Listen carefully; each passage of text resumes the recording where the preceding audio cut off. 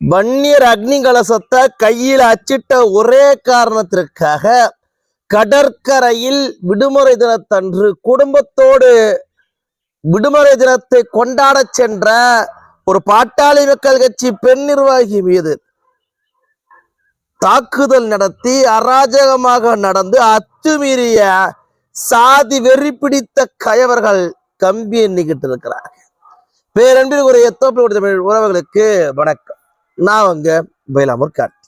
பார்த்து கொண்டிருக்கக்கூடிய பார்வையாளர்கள் சேனலை சப்ஸ்கிரைப் செய்தும் பெல்லைக்கான கிளிக் செய்தும் ஆதரவு தரும்படி கேட்டுக்கிறோம். கடலூர் மாவட்டம் சிதம்பரத்திற்கு அருகாமையில் இருக்கக்கூடியது சாமியார்பேட்டை என்ற கூடிய பகுதியில பிரசித்தி பெற்ற ஒரு கடற்கரை. அந்த கடற்கரைக்கு அருகாமையில இருக்கக்கூடிய கிராமம் கடற்கரை கிராமம் நடுக்குப்பம் கிராமம். இந்த நடுக்குப்பம் கடற்கரைக்கு குறிஞ்சப்பாடி பகுதி அண்ணா நகரை சேர்ந்த பவானி என்கின்ற பாட்டாளி மக்கள் கட்சியின் துடிப்பு மிக்க மகளிர் அணி பொறுப்பாளர் தங்களது குடும்பத்தாரோடு 2 குழந்தைகள் மற்றும் அவருடைய உறவினர்கள் 2 ஆண்கள் மற்றும் 4 பெண்கள் சகிதமாக கிறிஸ்துமஸ் தின விடுமுறை கொண்டாடுவதற்காக கடற்கரைக்கு சென்றிருக்கிறாங்க.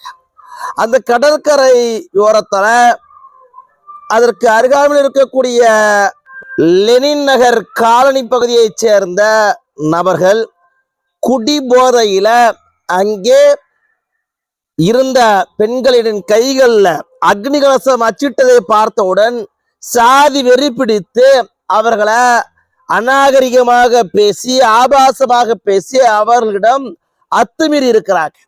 உடனடியாக அவர்களோடு வந்திருந்த ஆண்கள் அவர்களோட தட்டி கேட்க அங்க இருந்த அந்த குடிபோதையில் இருந்த குடிகாரனுங்க இன்னும் மேலும் பலரை தொலைபேசியில் அழைத்து அந்த 2 நபர்கள் மீதும் கடுமையான தாக்குதலை நடத்தியிருக்கிறாங்க.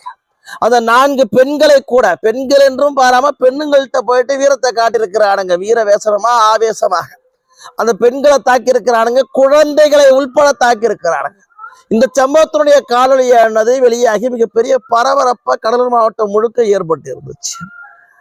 மிகப்பெரிய பரபரப்பை ஏற்பட்டிருந்துச்சு. கொஞ்சம் நினைச்சு பாருங்க, எந்த பாதுகாப்பு அரணை நம்ம வாழ்ந்துட்டு இருக்கிறோம். எந்த பாதுகாப்பும் இல்லாத சூழ்நிலையில ஒரு குடும்பத்தார் மீது இப்படி அநாகரிகமாக அத்துமீறி தாக்குதல் நடத்துறாங்கன்னா அதை கண்டிக்க வேண்டும்னு பாட்டாளி மக்கள் கட்சியினர் காவல்துறையிடம் அழுத்தம் கொடுக்கிறாங்க.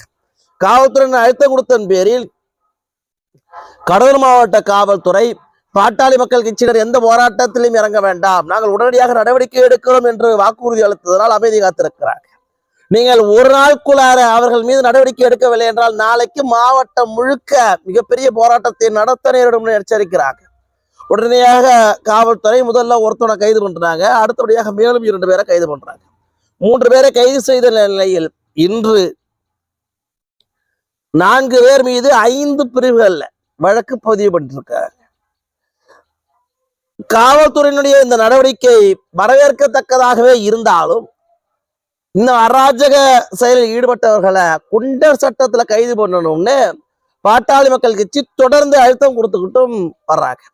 ஏன்னா பெண்களுடைய அடிப்படை உரிமை பாதுகாப்பு, பெண்களுக்கு இந்த 2024ஆம் ஆண்டிலையும் கூட பாதுகாப்பு இல்லைன்னா இதன் திராவிட மாடல் ஆட்சியான்னு அந்த பகுதியைச் சேர்ந்த அத்தனை பேரும் கேள்வி எழுப்ப தொடங்கி இருக்கிறாங்க.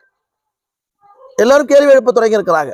அந்த பெண்மணி பாட்டாளி மக்கள் கட்சியை சேர்ந்த பெண்மணி துடிப்பு மிக்க வீரியமிக்க பெண்மணியாக இருந்த காரணத்தினால் காவல் நிலையம் சென்று புகார் கொடுத்து அவர்கள் மீது நடவடிக்கை எடுக்க வச்சிருக்கிறாங்க. ஆனால் பல இடங்கள்ல பெண்கள் இவனுங்க கூட பிரச்சனை, இவனை குடிபோதையில இருக்கிறானுங்க, அவனை கூட நம்ம பிரச்சனை பண்ணிக்கிட்டு இருக்கணும், அவங்களை அப்படிதான் வழிநடத்தி வச்சிருக்கிறானுங்க, இப்படியான சாதி வெறி அவனுக்குள்ளார ஊட்டி வன்னியர் அக்னி கலசத்தை பார்த்தாலே அவனுக்குள்ளார ஒரு வெறியூட்டுகின்ற விதமாக சக மனிதர்களை எதிரிகளை போல அவனுக்கு கற்பிச்சு வச்சிருக்கிறானுங்க என்று பலரும் விலகி போயிருக்கக்கூடிய சூழ்நிலை அந்த வீர பெண்மணி துணிந்து அவரிடமிருந்து தன் குடும்பத்தாரையும் பாதுகாத்து போலீஸ் நிலையத்திலும் சென்று வழக்கு தொடுத்து இந்த கயவர்களை கைது செய்யவும் வச்சிருக்கிறாங்க. அந்த பெண்மணிக்கு பாட்டாளி மக்கள் கட்சியினர் மட்டுமல்லாமல் பலரும் பாராட்டி வர்றதையும் நம்ம பார்க்க முடியுது. எப்படியான கால சூழ்நிலை நம்ம வாழ்ந்துட்டு இருக்கிறோம் என்பதற்கு இது ஒரு எடுத்துக்காட்டா இருந்துகிட்டு இருக்கு. இந்த திராவிட மாடல் ஆட்சி நேற்றைய தினம்தான் பார்த்தோம், உலக புகழ்பெற்ற அண்ணா பல்கலைக்கழகத்துல ஒரு 2ஆம் ஆண்டு படிக்கக்கூடிய மாணவியை பலாத்காரம் பண்ணியிருக்கிறான் திமுகவை சேர்ந்த ஒரு அயோக்கிய பையன்.